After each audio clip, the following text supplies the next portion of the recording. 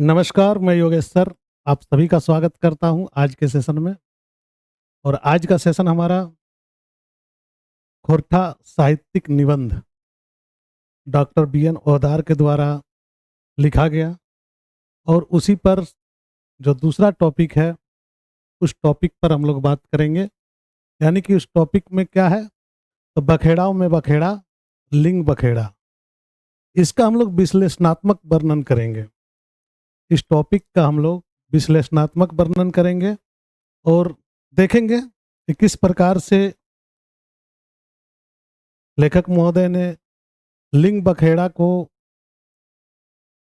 आप लोगों के सामने रखा है। और क्या है यह लिंग बखेड़ा, स्त्रीलिंग पुल्लिंग, ये जो सारी चीज़ें बातें होती है, वो कहाँ से आया और क्यों आया, और किस प्रकार से खोरठा इससे भिन्न है और खोरठा इससे अछूता रहा है, इसी पर बात करेंगे।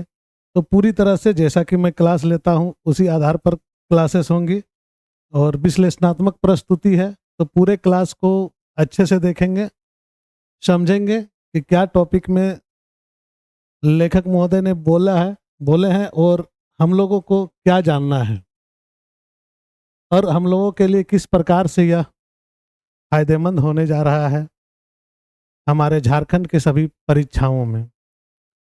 देखिए, हर पढ़ाई का कुछ एक स्पेसिफिक मतलब होता है। आप सोच रहे होंगे कि यह सर ये टॉपिक हम लोगों का जेएसएससी का बहुत सारे एग्जाम्स में नहीं है, फिर भी सर पढ़ा रहे हैं। खोरठा एक ऐसा विषय है जहाँ पर आपको एक नंबर भी कम आती है तो आप बहुत पीछे हो जाते हैं। ये टॉपिक भी कुछ उसी प्रकार का है। ये बुक आप लोगों के लिए बहुत फायदेमंद है। तो बहुत सारे शब्द निकल के आएंगे जो आपको झारखंड टेट की परीक्षा जो दे रहे हैं उनके लिए भी फायदेमंद है, और सहायक आचार्य वाले के सिलेबस में ही शामिल है ये। तो इसमें कोई बहुत परेशान होने वाली बात नहीं है। और बहुत सारे क्या होते हैं ना, जेएसएससी का आप एग्जाम देने जाते हैं, अचानक से सिलेबस में कुछ किताबें ऐड कर दी जाती है। पिछली बार जो नहीं थी इस बार आ गई, जो इस बार नहीं है वो अगली बार हो सकती है आ जाए। तो चलिए पृष्ठभूमि को देखते हैं पहले और समझते हैं। निबंध का परिचय एवं पृष्ठभूमि, यहाँ पर हम लोग बात करते हैं किसका, लिंग बखेड़ा में जो पृष्ठभूमि तैयार किया गया है वो किस पृष्ठभूमि पर है और किस प्रकार से बातें होती है। यहाँ पर संसारे बखेड़ा के भंडार, सबसे पहला है कि संसार में जो बखेड़ा है इसका भंडार पड़ा हुआ है। यहाँ पर इस भंडार की कमी नहीं है। कुछ भी मैटर हो, आज एक मैटर उछाल दिया जाए तो सोशल मीडिया पे 10 तरह की इससे रिलेटेड आपको रील्स मिल जाएंगे, और कई तरह के रील्स जो आपके काम के नहीं है वो भी आपको देखने को मिलेंगे। तो यही है बखेड़ाव। और बखेड़ाव का मतलब है, बखेड़ा का मतलब क्या है कि किसी भी चीज को ना होते हुए भी उसको जबरदस्ती करके करना। तो यहाँ पर क्या कह रहे हैं कि इस दुनिया में अनेक किस्म के बखेड़ा है। रोजी रोटी के बखेड़ा, काम बेसी बखेड़ा, ऊंच नीच के बखेड़ा, जात पैतक बखेड़ा, और देश परदेशक बखेड़ा। अब इसका मतलब तो आप लोग समझ चुके होंगे कि बखेड़ा का मतलब क्या होता है। बखेड़ा का मतलब है जो आपस में लड़ाई, एक दूसरे से क्या बोलते हैं, जबरदस्ती का तर्क वितर्क, वही चीज है। समाज विज्ञानी ने क्या कहा है वह भी टॉपिक में मेंशन है कि society is crossed by conflict. Society is crossed by conflict, यानी समाज जो है वह बखेड़ाओं का ही प्रतिफल है। समाज क्या है, तो बखेड़ा का ही प्रतिफल है। यानी कि समाज में कोई भी चीज होता है तो उसके पीछे क्या कारण है, तो ये बखेड़ा ही कारण है। मकिन आज निबंधकार के आगू एगो नवा और अनोखा किस्म के बखेड़ा उपस्थित भेले, जकर नाम है लिंग बखेड़ा। मतलब आज यहाँ पर अगर हम लोग देखेंगे इस टॉपिक में, तो एक अलग किस्म का बखेड़ा है जिसको कहते हैं क्या, लिंग संबंधी बखेड़ा। और इसी पर आज हम लोग बात करेंगे। पहले जान लेते हैं जो मेरा स्टाइल है पढ़ाने का, उस स्टाइल पे ही मैं पढ़ाऊंगा। है कि इससे क्या होता है ना कि बहुत सारी चीजें आपके अंदर में पहले ही आ जाती है। क्लास के पहले ही एक माइंड सेट डेवलप हो जाता है, जिससे आप बहुत बढ़िया से टॉपिक को समझ पाते हैं। बहस का शुरुआत और विवाद का शुरुआत कैसे होता है यह देखिए।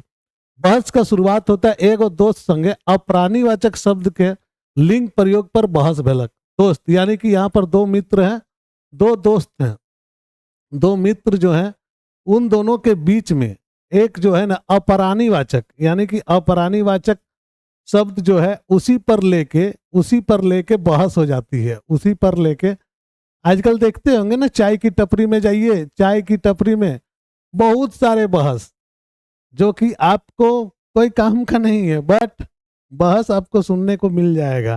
सिर्फ आप उसका हाँ में हाँ मिला दीजिए, फिर बहस आगे बढ़ते जाएगा और उस लेवल तक बढ़ जाएगा कि लगेगा अगला जो है इतना ज्ञानी है कि उसके सामने आप कुछ हैं ही नहीं। तो यही बखेड़ा है, दो दोस्त मिल जाते हैं और दोनों को कुछ बात को लेके बखेड़ा हो जाता है। और यही यहाँ पर कहा गया, लेखक टोकला दोस्त, यहाँ पर देखिए एगो दोस्त संगे प्राणीवाचक शब्द का लिंग के प्रयोग में बखेड़ा था। क्या शब्द था? तो हवा बहता है। उन्होंने कहा हवा बहता है, हवा बहता है। लेखक यानी कि बी एन ओहदार महोदय उनको टोकते हैं और कहते हैं हवा स्त्रीलिंग है के दोस्त, स्त्रीलिंग है के, मैंने बहता है बोल दिया था तो बोला कि हवा तो स्त्रीलिंग है, जो हवा है वो स्त्रीलिंग है तो फिर बहता हुआ है कैसे बोल सकते हैं। उनका दोस्त भड़क गया और लगाया लिंग का व्याकरणिक परिभाषा, पूछे बताओ तो तुम बहुत जानते हो, लिंग का व्याकरण का परिभाषा क्या है। इस पर बात करने लगे। आगे जाएंगे जब हम लोग तब फिर देखेंगे। दोस्त जो है ना सवाल करने लगे और कहने लगे, दोस्त का सवाल था हवा के स्त्रीलिंग मानल जाए मकिन ओकर पर्यायवाची क्या क्या है। हवा को स्त्रीलिंग माना जाता है, क्या क्या है उसका पर्यायवाची। तो पवन, मारुत, वायु, समीर, क्या व्याकरणिक पुलिंग कह देला, व्याकरण में इसको पुलिंग कह दिया जाता है। उसी में कहा है कि पर्यायवाची में विषमता किस प्रकार से है कि काकरो नाम बदल से ओकर प्राकृतिक और लिंग बदल जाए। किसी का नाम अगर व्याकरणिक में बदल जाता है तो क्या उसका प्राकृति यानी कि प्रकृति और उसका जो आपका लिंग स्वभाव, जो प्राकृतिक स्वभाव जो है और जो लिंग है वह क्या बदल जाता है। इसी बात को लेके उन लोगों का बखेड़ा चला है। अब इसी में उन्होंने क्या क्या, दो ज्ञानी लोग बात कर रहे हैं तो शब्द बना हम कम नहीं तुम कम नहीं, तो दोनों ही आपस में भिड़ जाते हैं। और उसी भिड़ने के प्रारूप में आगे आप देखिएगा कि किस प्रकार से होता है। इन्होंने व्याकरणों में जो लिंग का वर्णन है उस पर बात करने का शुरू कर दिया। ये भी एमसीक्यू में पूछा जाता है। व्याकरण में जो लिंग वर्णन किया गया है उस पर भी उन्होंने कहा क्या कि मीमांसा के अनुसार लिंग के कितने लक्षण हैं, तो 6 लक्षण लिंग के होते हैं। क्या क्या? तो यहाँ पर बोलते हैं हिंदी व्याकरण सागर जो है और मीमांसा में क्या क्या लिखे हैं। हिंदी शब्द सागर के अनुसार चिन्ह या निशान, गुप्तेंद्रिय, स्त्री पुरुष भेदक तत्व, अनुमान के आधार पर मूल प्रकृति, इस पर। और मीमांसा में क्या लिखे, व्याकरण में ये स्त्रीलिंग पुल्लिंग का भेदभाव करने के लिए है, यानी कि मेल है या फीमेल है, इस पर भेदभाव करने के लिए ये सारे नियम दिए गए हिंदी शब्द सागर के अनुसार। और मीमांसा के अनुसार इस पर क्या है, 6 लक्षण दिए गए हैं। उसमें क्या, उपक्रम, उपसंहार, अभ्यास, अपूर्वता, अर्थवता और उपयति, इन 6 जो प्रमुख शब्द है इन्हीं के लक्षण जो है इन्हीं के आधार पर व्याकरण में लिंग का निर्धारण किया जाता है। अब दोनों में बहस जो है ना वह उस कैटेगरी पे पहुंच गई कि जहां पर कहा जा सकता है कि तुम कितना जानते हो मैं इतना जानता हूं वाली जो बहस होती है उस पर आके मामला टिक गया। तो यही यहाँ पर मेन चीज है। और इसी पर आके जो टिका तो आगे बात बढ़ेगी, बात बढ़ेगी तो बहुत सारी चीजें आएंगी। तो बहुत सारी चीजों में से एक चीज आई क्या, एक चीज और आई कि शारीरिक अंग एवं लिंग में विषमता। बोलते शारीरिक अंग जो है उस पर भी बहुत सारा विषमता है। तो क्या है, अजीब है व्याकरणिक व्यवस्था। बोलता व्याकरण में व्यवस्था ही अजीब है। इस प्रकार का कहीं होता है क्या, स्त्रीलिंग का अंग, आंख, आंगूर, नाक, हड्डी, ये सब स्त्रीलिंग हके, चाहे मर्द हो चाहे जेनी, ये सब शब्द तो हैं, चाहे वह औरत का हो चाहे मर्द का हो। क्या, आंख होता ही है, अंगूर होता ही है, नाक होता ही है, हड्डी होता है, इस पर भी लिंग निर्णय कर दिया। तो बोलते हैं पुल्लिंग अंग कौन कौन से है, तो दांत, पेट, गोड़, हाथ, ये सब पुल्लिंग है के, चाहे वो मर्द के हो चाहे जेनी के हो। मतलब शब्दों पर अब भिड़ा भिड़ी चालू हो गया। और शब्दों पर भिड़ा भिड़ी चालू हो गया तो बोले बताओ कि अगर स्त्रीलिंग यानी कि स्त्री के शरीर में अगर आंख है तो आंख पुल्लिंग हो गया, आंख जो है वो पुल्लिंग हो गया, मेल हो गया, तो क्या वह स्त्री के शरीर में है तो मेल कैसे हो गया? बखेड़ा का मतलब है कि सिर्फ बहसबाजी करना, बखेड़ा बना देना। तो यहाँ पर बोलते जब बताओ, जब महिला का आंख है तो उसको पुल्लिंग कहेंगे, महिला का दांत है तो उसको पुल्लिंग कहेंगे, स्त्रीलिंग कहेंगे, किसी को स्त्रीलिंग कहेंगे, किसी को पुल्लिंग कहेंगे। अगर महिला में ही महिला का दांत को हम पुल्लिंग कहेंगे और उसके पुरुष में जो आंख है उसको स्त्रीलिंग कहेंगे, तो फिर किस प्रकार का लिंग भेद हुआ? एक बार फिर से समझिए, हमको लग रहा है कि आप लोगों को थोड़ा सा दिक्कत हो रही है, समझ लीजिए। महिला में अगर महिला का दांत है तो वो पुल्लिंग है, और पुरुष में पुरुष का आंख है तो वह स्त्रीलिंग है। यह कैसा लिंग निर्णय है? इस पर यहाँ पर बहस हो जाती है। बोलते कि हास्यास्पद है कि नहीं, पुरुष एवं स्वयं पुरुष स्वयं पुल्लिंग है, मकिन ओकर जो अंग है वह स्त्रीलिंग है। बोले पुरुष जो है वो पुरुष पुल्लिंग है पर उसका जो अंग है वह स्त्रीलिंग है। महिला स्वयं में स्त्रीलिंग है और उसका जो अंग है वो पुल्लिंग है। ये कैसा लिंग व्यवस्था है? हाँ, ये कैसा लिंग व्यवस्था है, इस पर इन लोगों ने चर्चा किया है। और सही मायने में अगर आप देखिएगा तो भारतीय दर्शन की अगर बात कीजिएगा तो भारतीय दर्शन में भी इस प्रकार का आपको देखने को मिल गया है कि भारतीय दर्शन जो व्याकरणिक प्रभाव जो है उस पर अगर आप फोकस कीजिएगा तो उस पर भी आपको मिलेगा। जड़ एवं चेतन जिसमें प्राण है, जड़ चेतन में जिसमें प्राण है। भारतीय दर्शन में विशेषता है कि जड़ चेतन चार अक्षर सभे में प्राणत्व पावल जाए, भाषा संस्कृति के उसको वाहक कहा जाता है। प्रकृति पूज्य के रूप में, यहाँ धरती के माय और आकाश के पिता कहल गए, यानी कि धरती हो गया आपका स्त्रीलिंग और आकाश हो गया पुल्लिंग, जबकि दोनों ही का कोई मतलब नहीं बनता है। तो यहाँ पर पाठ के अनुसार, ठीक है, आप अपना मतलब लगा लीजिए। पिता और बोन पहाड़ के देवी देवता के मान के पूजल जाए। व्याकरण लिंग के कल्प क्या है? यह कारण हिंदी के व्याकरण सब निर्जीव और सब जड़ चेतन वस्तु के जबरन स्त्रीलिंग भेद कर दिया। यहाँ पर फिर कहते हैं कवि, लेखक, निबंधकार क्या कहते हैं कि यही सब कारण है कि हिंदी में जितने भी जड़ चेतन है, जड़ चेतन में दो किया, सजीव किया और निर्जीव किया। तो निर्जीव जड़ चेतन वस्तु को लिंग भेद कर दिया और इसको सजीव और निर्जीव में नहीं बांटने का बगैर बहुत सारी चीजों को लिंग में गड़बड़ करके रख दिया है। यही गड़बड़ के कारण से ये जो बखेड़ा है वह बखेड़ा है। तो इन्होंने कहा है कि आगे कि भैया तब वो चीज तो ठीक है, स्त्रीलिंग पुल्लिंग ठीक है, और जो बेहन्नला, बेहन्नला कहते हैं किसको? तो हिजड़ों को। तो बोलते क्या, सामाजिक में उपेक्षा जो थर्ड जेंडर है उसको कहाँ रखेंगे? यानी कि किन्नर समाज जिसको बृहन्नला कहा जाता है। आप लोग महाभारत में भी जानते होंगे कि अर्जुन कुछ दिनों तक यही बृहन्नला के रूप में ही रहा था। हाँ, जो अज्ञातवास के समय में बृहन्नला के रूप में ही रहा था। तो ये बृहन्नला जो है उस पर क्या करेंगे? इसका अधिकार से वंचना है, इसका भाषा सभा में स्थिति नहीं रहा है। तो क्या कहते हैं कि गिरिडीह जिला के किन्नर सब वोटर लिस्टे अपन नाम चढ़ावे खातिर तरसर रहला, मकिन समाज ओखनी के नागरिक माने ले तैयार नहीं। ये कैसा लिंग निर्णय है कि समाज उसको आदमी ही नहीं मान रहा है, औरत भी नहीं मान रहा है, तो वो है कहाँ?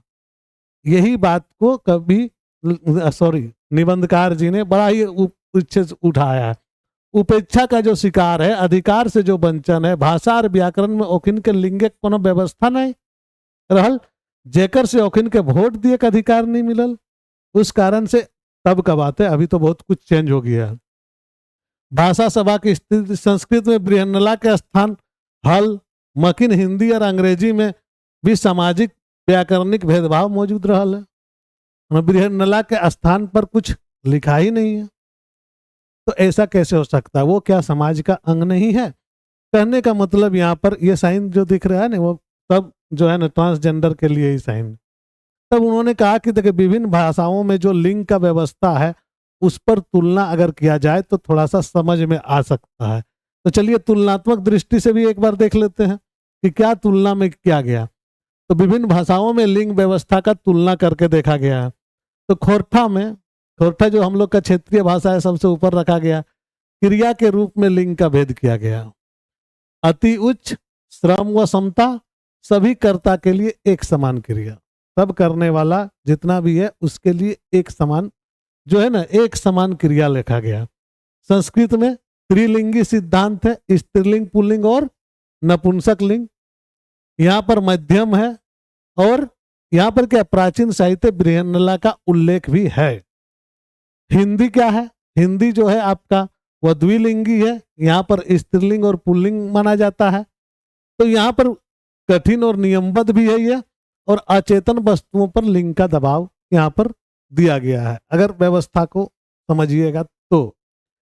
अंग्रेजी में 4 जेंडर है, चतुर्जेंडर का कल्पना किया गया, जैसे ही, see, it and common. He see it मतलब ही मतलब पुल्लिंग, सी मतलब स्त्रीलिंग, इट मतलब जो वस्तुवाची है वो उसको कहते हैं इट, और कॉमन मतलब जो दोनों में है, यानी कि विभिन्न लालो जो दोनों में है। तो इस प्रकार से क्या किए हैं, लिंग का निर्धारण किया गया है अलग अलग व्याकरणों में। खोरठा में ऐसा नहीं है। खोरठा क्या कहता है, खोरठा कहता है कि भैया हम जो है ना समतावादी लक्षण रखते हैं और हम सहभागिता सह अस्तित्व पर बात करते हैं, इसीलिए खोरठा भाषा में लिंग का उतना बखेड़ाव नहीं है। खोरठा क्या बोलता है, समाज समतावादी दर्शन के साथ में चलता है और श्रम एवं सह अस्तित्व का बात करता है। यहाँ पर खोरठा संस्कृति श्रम, देखिएगा श्रम के आधार पर, समता के आधार पर, सह अस्तित्व के आधार पर और सहयोगात्मक पर आधारित लिंग निर्णय है। खोरठा में कहा गया है लिंग भेद का है, गाय चरा है, बरदो चरा है, चाहे स्त्रीलिंग हो या पुल्लिंग हो, दोनों एक साथ काम कर रहा है, यानी कि चरने का काम हो रहा है, दोनों ग्रेजिंग हो रहा है, दोनों घास चर रहे हैं तो चर रहे हैं। माँ खा है बाप खा है, माँ भी खा रही है बाप भी खा रही, माँ भी खा ही बाप भी खा रही है, मतलब दोनों ही एक ही है। लड़का जा है लड़की जा है। यहाँ पर आपको किसी प्रकार का स्त्रीलिंग या पुल्लिंग को लेके कोई मतभेद नहीं है सेंटेंस बनाने में। हाँ, दोनों चीजों को एक साथ में जोड़ा गया है और किसी प्रकार का मतभेद का यहाँ पर बात नहीं की गई है। यही है मूल रूप से यहाँ पर।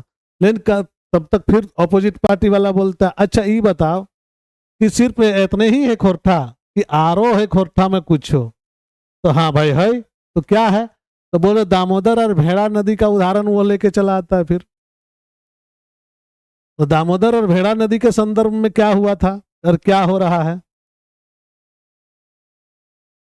तो हम लोग संदर्भ को जानने का कोशिश करते। दामोदर और भेड़ा नदी का उद्गम से संबंधित जो लिंग निर्धारण है, दामोदर नदी भी जान रहे हैं, भेड़ा नदी भी जान रहे हैं। हाँ, तो दोनों के बारे में राजरप्पा के पास जो प्राकृतिक संगम है उस पर दामोदर नद पुल्लिंग है और भेड़ा नदी स्त्रीलिंग है। जबकि दोनों नदी है तो फिर एक नदी को स्त्रीलिंग और एक नदी को पुल्लिंग क्यों कहा गया? कह रहा है कि ऊपर में आय के ओकर में गिरो है तो स्त्रीलिंग है। देखो दामोदर पश्चिमे से बोहो है आर भेड़ा नदी के ऊपर में आय के गिरो है तो वो हो गिले स्त्रीलिंग। दामोदर ऊपर में है तो पुल्लिंग। ऊपर से पानी नीचे गिरना स्वाभाविक प्राकृतिक नियम है। नीचे से तो ऊपर नहीं जाएगा नदी में, ऊपर से ही नीचे आएगा।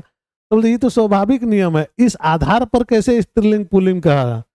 तो कहे व्याकरणिक आडंबर है इसमें। पंडित सब एकरा नद और नदी दो रूप में किया और इसका संगम को विपरीत रति कहा। रति कर्म मतलब जो जिसको हम लोग बोलते हैं, जिससे आपका सेक्सुअल इंटरकोर्स बोल सकते हैं या जिससे हम लोग आगे बढ़ते हैं। तो पंडित सब एकरा नद और नदी कहल गया है और जकर में दुइयों के बीच में संबंध बनवल गया है। दामोदर के पुरुष और भेड़ा के नारी बनाए दिल गया है। जबरन लिंग भेद थोपल गया है। वो भी नहीं मान रहे हैं कि लिंग सही भेदभाव हुआ है। बोल रहा है कि इसमें जबरन लिंग भेद का जो है ना आपको जोड़ा गया है। और अंतिम में जो है निष्कर्ष है उस पर बात किया गया है। तो निष्कर्ष में क्या आता है देखिए, निष्कर्ष में निकल के आते हैं डॉक्टर बी.एन. ओहदार सर निष्कर्ष निकालते हैं तो उसमें करते हैं, हर चीज के बहाव कठिन से सरल सोच बाटे होवे करो है, लिंग भेद हटाए दिल जाए तो दुनिया में ढेर कठिनाई, कते कते पेंच पांच आप नहीं सिराय जीते। अगर यह लिंग का चक्कर हटा दिया जाए, कौन स्त्रीलिंग है कौन पुल्लिंग है, तो बहुत सारी ऐसी चीजें हैं जो खुद ब खुद समाप्त हो जाएगी और खुद ब खुद हट जाएगी। Doctor BN. ओहदार खोटा साहित्यिक निबंध में ये इनका टॉपिक का जैर भाव है। और हम लोग अब जाएंगे टॉपिक में। इतना तक अगर आप झेल लिया है हमको, तो अब टॉपिक पर जाएंगे, उसके बाद एमसीक्यू पर जाएंगे। ठीक है, चलिए देखा जाए टॉपिक पर क्या है। टॉपिक से आपको शब्द मिल जाएंगे और शब्दों से आपको बहुत ही सारी चीजें आपको जानने को मिलेंगी। कहते हैं क्या कि ई दुनिया में, हाँ जैसा कि मैंने प्रारंभ में ही कहा था उसी अनुसार यहाँ पर है, ई दुनिया में बखाड़ा के भंडार के कोनो कोनो बखाड़ा के जे चर्चा करल जाए और काके छोड़ दिल जाए, ई फैसला करना है फर्दवे काम। किसको करना है किसको छोड़ देना है, यह फैसला करना भी बड़ा मुश्किल काम है। मन एक रोजी रोटी के बखेड़ा, काम और बेसिक बखेड़ा, कम और बेसिक बखेड़ा, ऊंच नीच के बखेड़ा, जात पात के बखेड़ा, जनी मर्द के बखेड़ा, देश प्रदेश के बखेड़ा और ना जानी कते किस्म के बखेड़ा। एगो समाज विज्ञानी यहाँ तक कहल कि society is crossed by the conflict. मैं कभी भी टॉपिक से हटकर बात नहीं करता हूँ, याद रखिएगा मेरा सारा विश्लेषण उसी टॉपिक पर आधारित होता है। और ये पढ़ाने का जो है ना वह जो है ना सटीक तरीका वही है। जो मैंने विश्लेषण आप लोगों के सामने पहले रखा वह सारी चीजें इसी टॉपिक से लिया गया है और सभी चीजें आपको मिलेंगी। तो जुड़े रहिए, बने रहिए। अगर आपको जानना है तो society is crossed by conflict, मन एक समाज बखेड़ा के प्रतिफल है, समाज बखेड़ा का ही प्रतिफल है। यह समाज बिना बखेड़ा का नहीं हुआ है। तो यहाँ ये बखेड़ा गिलाए कुछ तो व्यक्तिगत, कुछ घरेलू, कुछ क्षेत्रीय, कुछ राष्ट्रीय, कुछ अंतरराष्ट्रीय और कोनो कोनो बखेड़ा तो गोटे दुनिया के लागिन हके। मकिन आज हम आगू एगो नवा किस्म के बखेड़ा डरायल है। ऐसे तो कोई बखेड़ा कोनो नवा नहीं लागे, मकिन हमार ध्यान आज तक उ बढ़े गेले नहीं रहे, वो है लिंग बखेड़ा। क्या है? तो वह है लिंग बखेड़ा। अगर नहीं समझ में आ रहा है तो कमेंट करिएगा, मैं आपको वो लाइन कमेंट में जवाब दे दूंगा। बात ऐसा भेलक, आज एगो दोस्त संगे बहस भय गलक। बात ऐसा हुआ कि आज एक मित्र के साथ में बहस हो गया। बहस किस बात का हुआ? तो वो कोनो अपराधीवाचक शब्द के गलत लिंग प्रयोग कर हल्का। हाँ हाँ याद भई गला।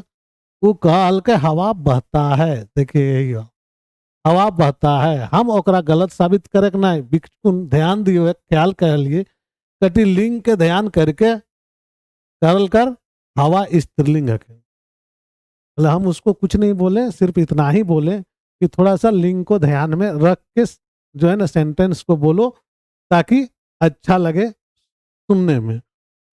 इतना बोलते ही तो बस वो सुनते ही फायर भय गए, मतलब गुस्सा गया, फायर भय गलक और कहे लगले तो एते ओदी खोदी मीन मैक निकाले हैं, बताओ तो लिंग के माने की हवे है। तो जो तुम इतना ओदी खोदी मैन मैक निकाल रहा है तो बताओ तुम कि लिंग का मतलब क्या होता है, लिंग का मतलब बताओ, लिंग क्या होता है। वो दंदनाले कहे लागलक हिंदी शब्द सागर के अनुसार, जैसा कि मैंने पहले ही कहा, चिन्ह या निशान गुप्तेंद्रिय व्याकरण के अनुसार वह तत्व जिससे पुरुष और स्त्री का भेद पता चलता है, जिससे किसी वस्तु का अनुमान हो, संख्या के अनुसार, मूल प्रकृति मीमांसा के अनुसार, 6 लक्षण जेकर अनुसार लिंग का निर्णय करल जाए, वो सब ई तरी है। उपक्रम, उपसंहार, अभ्यास, पूर्वता, तरवता, अपयति, एह नहीं। फिर वो आंख इंडराय के कहल कि ई हवा के की लिंग चिन्ह है। जो मैंने पहले बता दिया वही चीजें यहाँ पर आई है कि दोनों दोस्त के बीच में जो टक्कर हो जाता है और दोनों दोस्त के बीच में बातचीत जो होता है वो उस लेवल पर पहुंच जाता है कि दोनों मैं तुमसे कम नहीं तुम मुझसे कम नहीं वाली बात यहाँ पर आ जाती है। और ये जो मामला है यह लेखक और उनके एक मित्र के बीच का बात है।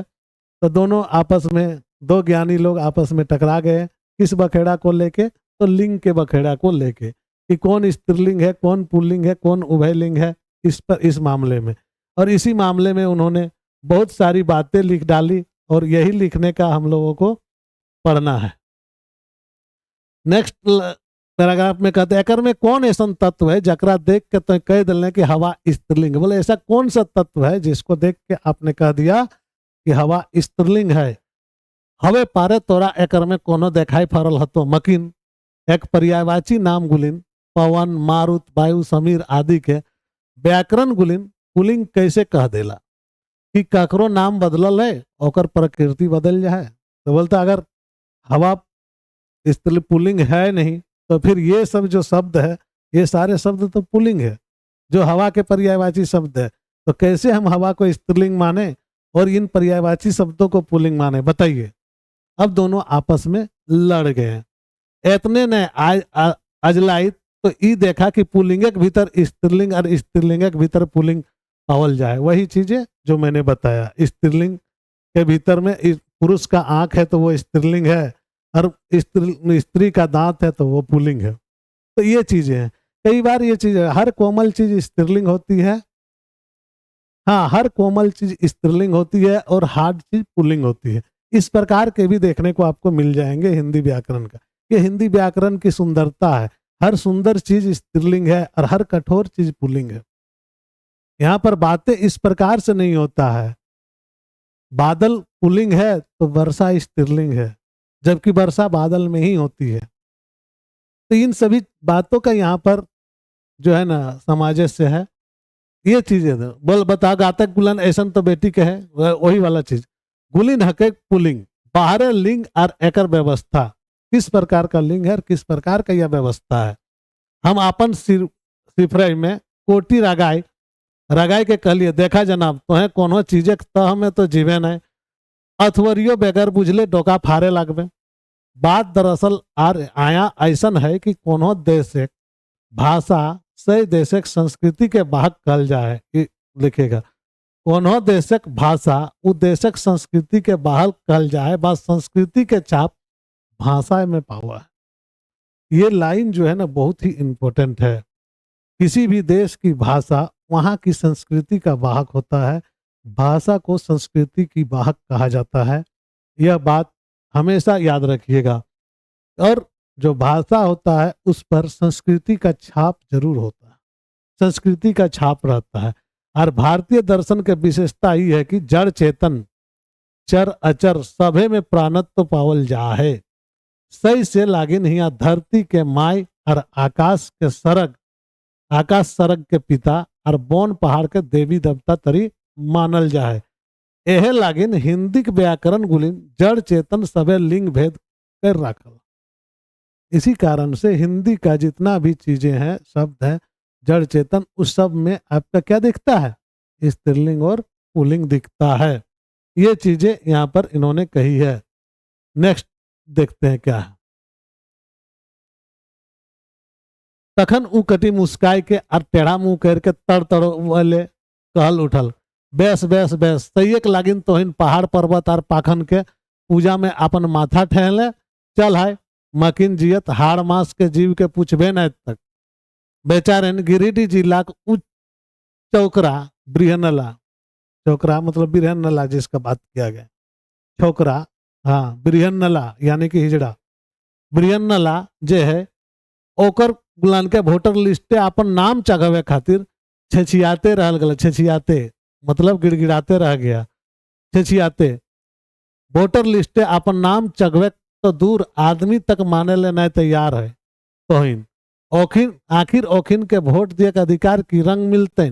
वोटर लिस्टे ओखिन के लिंगक व्यवस्थे जे ना है के ओतने नहीं तो अनिक राष्ट्रीय भाषा हिंदियों में नखे ओखनी के लिंगक व्यवस्था। बोला तुम्हारा राष्ट्रीय भाषा जो है हिंदी, उसमें भी उसकी उन लोगों की व्यवस्था नहीं है। क्यों नहीं है? तो बोला कि रहलू, बोले हम फुसफुसाए के कह लिए, अरे तो एकर में की भले सैयक लागिन तो हिंदी के राष्ट्रभाषा गद्दी बैठल रहलू, ओकरा व्यवहार क्षेत्र कहाँ रहे दिल है। चार चार जेंडर वाला अंग्रेजी हमनी के प्रिय है। और हम सोचो हैं कि यदि घर तुम्हारी अंग्रेजी भाखाई करल गेल रहतलक तो बेचराइन के चौकरा चौकरा के सबके जरूर जगह हम जीतलते वोटर लिस्ट पे। बोलते अगर हम लोग अंग्रेजी को ही लेके चलते तो उन लोगों का जो बिरहन्नला लोग है उसको जगह तो मिल जाता कम से कम। तो बोलता हाँ सो तो बात है, मकिन ये अंग्रेजी भाषा दूध कर धोवल नहीं है। बोले ये अंग्रेजी भाषा भी दूध का धोया नहीं। यहाँ गोटे मानुष जाए खिदरी खिदरी बांट के राख दिल गए भला देखा तो चर्चर को लिंग ई कोई बात भलक। हम कहलिए ऐसे हमनी प्राचीन भाषा संस्कृत है तो बृहन्नला गुलाइन के चर्चा है हिंद तो है कैसे कहबे जे। बोल रहा कि अगर हम लोग का प्राकृतिक भाषा जो है संस्कृत उस पर तो बृहन्नला लोग का चर्चा है, फिर तुम कैसे कह सकता है कि नहीं है ई में। तो निके रहो वो पानिनी पतंजलि ऋषि गुलाइन जखिन कम से कम बृहन्नला के सूद तो ले लथिन। बोले वो ऋषि मुनि जो व्याकरण लिखे थे उसमें कम से कम सूद तो लिया था। बृहन्नला मतलब हिजड़ा, सीधा साधी सा बात जान लीजिए, ट्रांसजेंडर, उसके बारे में यहाँ पर बात की है। तो ले लेते मकिन ओखनो कम प्रतिक्रियावादी नाय रहते। बोले वो लोग भी कम प्रतिक्रियावादी नहीं रहा, इस कारण से उन लोगों को अधिकार नहीं मिला। तो कहता क्या है, लिंग भेद करके बहनाए गोटा मानुष जात के खंड खंड करके बांट खूंट के अलग विवाद के भावना खड़ा कर देला। नाट्य शास्त्र में लिखवैया आचार्य भरत, नाट्य शास्त्र के कौन किसने लिखा था, आचार्य भरत। तो अपन नाटक शास्त्र ऐसा नियम बनाए दिला कि जेनी बेटी व बेटी छुआ गुलिन के संस्कृत बोले का अधिकार है ना। तो उन्होंने कहा था कि उन लोगों को तो अधिकार भी नहीं दिया गया था, लड़कियों को भी अधिकार नहीं दिया गया था। इसका अधिकार नहीं किया था, संस्कृत बोलने का अधिकार नहीं दिया गया था। लड़कियों को, महिलाओं को संस्कृत बोलने का भी अधिकार नहीं था। तो वही कहते हो हिंदी तुलनाएं संस्कृत कटी बेसी समतावादी भावना बारबरिक भावना पावा है। यानी कि संस्कृत में बोलता है कि कुछ तो समतावादी है जिसमें लिंग को आधार पर बहुत सारी भावनाएं जो है वह मिलता है। यहाँ पर कहते हैं कि क्षेत्रीय भाषा ऐसा नियम कोनो सहजे नाय भेल। एकर पीछे एगो बड़का दर्शन है फिलो क्षेत्रीय भाषा में काम करो है। भाषा संस्कृति के बाहक लागे और संस्कृति के छाप भाषाएं देखल पारो है। जहां तक जैसन संस्कृति हते मनेक सामाजिक बोलचाल व्यवहार रीत वते शेष आए रह तक तकर छाप भाषाएं परवे करते। हम इनके संस्कृति इस सब बातक बड़ी बेस है। वो है श्रम, समता, स अस्तित्व, सहयोगात्मकता। यह हमनिक संस्कृति और सामाजिक सांस्कृतिक दर्शन हके और एकर छाप हमनिक भाषा में पावा है। लिंग भेद एकर में एगो परतर है, वही वाला गाय चरा है, गो बरद चरा है, माई खा है, बाप खा है, लड़का जा है, लड़की जा है।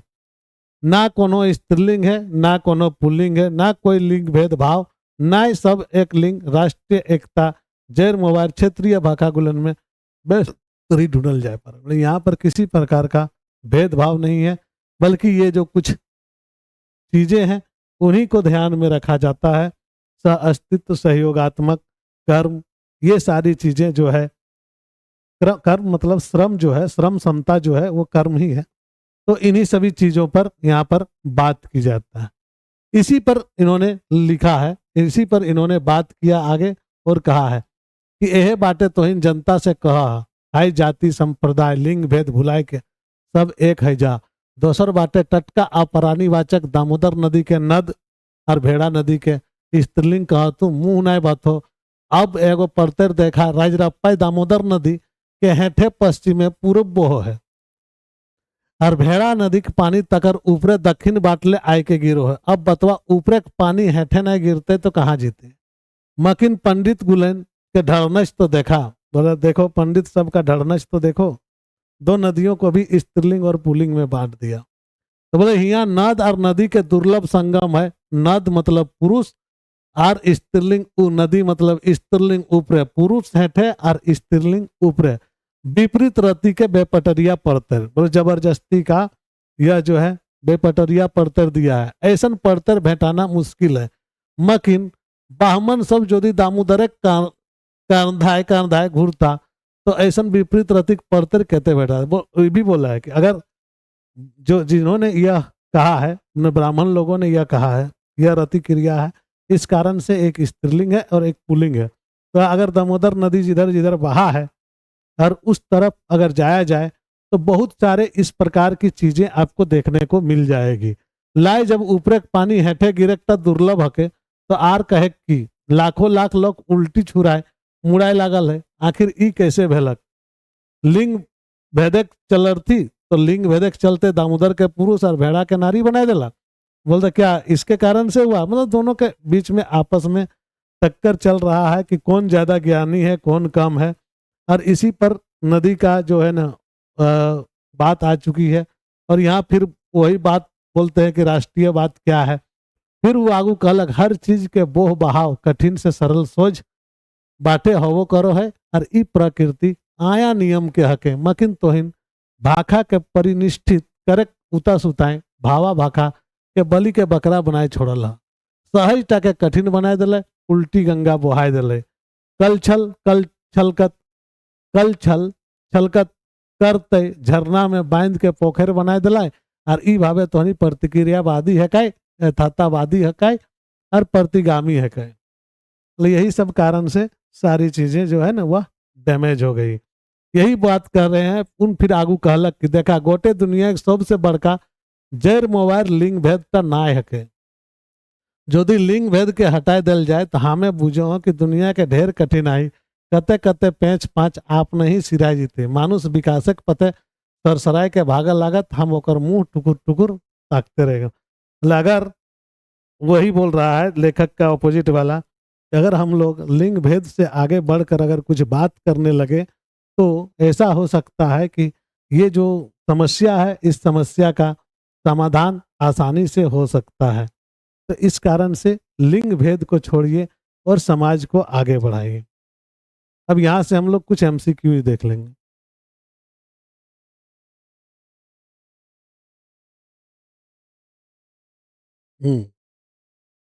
कुछ एमसीक्यू देखेंगे, बात करते हैं। पहला क्वेश्चन आप लोगों के सामने है, हाँ देखते जाइएगा तो क्या होगा ना आपको भी आसानी होगी।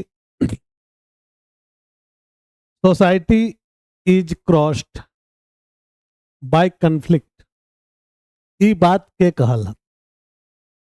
भाषा विज्ञानी, समाज विज्ञानी, अर्थशास्त्र की साहित्य शास्त्र।